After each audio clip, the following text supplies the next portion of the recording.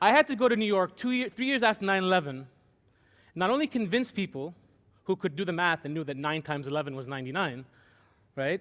But I had to convince people that I wanted to create superheroes based on an Islamic archetype.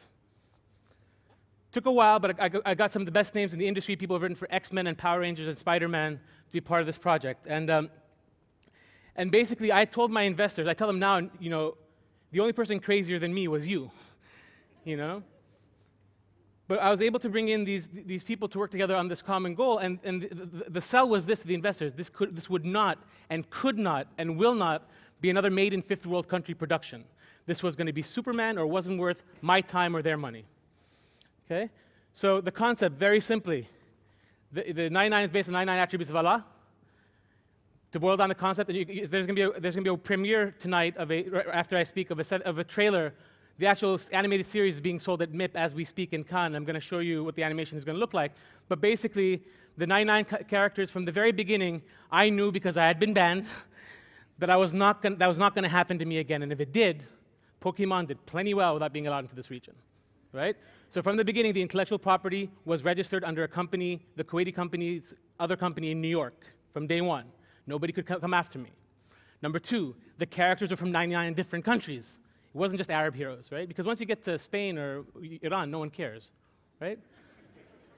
So the characters are from the US and Mexico, they're from all over the world, okay? And basically, they're based on those. Somebody mentioned Dar al-Hikmah earlier in the talk, and actually there's a story that in 1258, the Mongols invaded Baghdad, and the books from Dar al-Hikmah were thrown in the Tigris River, and the Tigris changes color with ink. It's a story that kids grow up here with. I used that as a pivot, and I rewrote it. In my version, that knowledge was saved onto 99 stones and was scattered all over the world. But those books were not just Muslim books, because the caliph at the time had told his scholars, translate any book you get your hands into, and I'll give you its weight in gold. After a while, the advisor complained. He said, Your Highness, the scholars are cheating. They're writing in big handwriting to take more gold. And he said, let them be, because what they're giving our culture is worth a lot more than what we're giving them.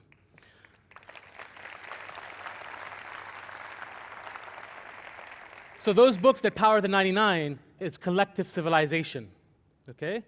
But of course, I'll take you through some of the characters real quick so I get to the animation. This is Jami' from Hungary. He's our technology character. Hadia from the UK. She's originally from Pakistan. She's able to find things. Jabbar from Saudi. Listen, I'm from Kuwait. We're a small country, so. Noura from the Emirates. And anybody who tells you Ajaj was the first Emirati superhero? No. But I didn't say that. Okay. Mumita from Portugal is one of the things I had to decide, because early on, the 99 attributes of Allah have a yin and yang, right? There's Jabbar, Hakim, Muhaymin, right? There's the powerful, the strong, the hegemonist. There's the kind, the merciful. We're going to have the girls, mending the bones while the boys were breaking them. I said no. So Mumita is a girl, but she's a fighter. I've met a few of those. Fattah is from Indonesia. He opens up portals that they travel through. Sami' from France. Sami' is mute. We have a character in a wheelchair. We're working on a blind one and a deaf one as well. Mujiba is our first hijab-wearing character. We're going to have 4 or 5 that do that. But again, a lot of them don't show their hair, because the idea here is that there are as many interpretations as there are people. And this idea that there's one way and the rest, are against us is what has us in the hole we're in today. Batina. I came up to my wife one day and said, I created a character after you. She said, show me. I showed her. She said, that's not me. I said, look at the eyes.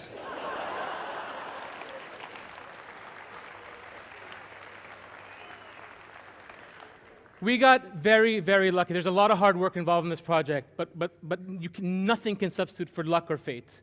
So I was here in Dubai at a media conference. I gave my first talk ever about the 99 at the American University of Sharjah back in 2005. Went to the media conference, waited by the coffee, waiting for the right reporter, met a guy who's actually a good friend of mine now, runs the National in Abu Dhabi, didn't know him at the time, Hassan Fattah, New York Times. Interviewed me, said next week the article's going to come out. Week passes, 2, 3, 4, no article. Paragraph in the New York Times back then was huge. So I called him up, I said, Happy New Year. He said, thank you, we just had a baby. So congratulations. Where's the article coming out? Next week. By then, no article. I figure the guy's name's not even Hassan, probably doesn't work for the New York Times. And then, a few days afterwards, the world erupts in the Danish cartoon controversy. And I think, my God, I hope it doesn't come out. I hope it doesn't come out. But the New York Times isn't stupid, right? Full page in the Sunday Times about the 99. Now what? The now what is that we got covered in over 5,000 newspapers and magazines positively over the last 3 years. Everyone's speaking about the positive attributes in Islam that's shared by the rest of humanity. Time magazine 3 times, Newsweek twice, New York Times at least 5 times. It's been amazing. And that's led us to do quite a few deals, which I'll talk only about a couple of them. We're the only ever regional intellectual property that's gone global. So we have been able to sell licenses in Hindi, Urdu, Bahasa Indonesian, Chinese, which we just announced today, Turkish, which launches through Panini. We've also been able to do a theme park that opened in Kuwait in February. We did a deal for 6 theme parks, the first of which has already opened. The animation, we were able to get Endemol, who are huge. They're the ones behind Big Brother, Deal or No Deal, Star Academy. They're co-financing the animation. First time in their history that they finance something they don't own, even though they tried. Okay? The Spanish company that bought rights for stuff that they're selling in Spain, Portugal, Andorra, let's not forget Andorra, and some parts of the Middle East. It's a timeline of what we've been able to achieve over the past few years, which I'm happy to send to anybody by email. But basically, how do you know when you sell your investors something as lofty as this cannot be another made in fifth world country production? It's got to be Superman. How do you know when you've achieved that?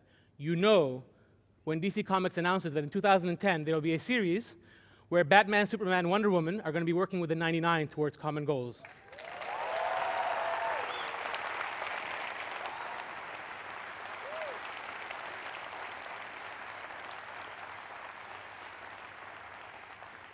So before I show you the animation clip, I'm going to ask a question.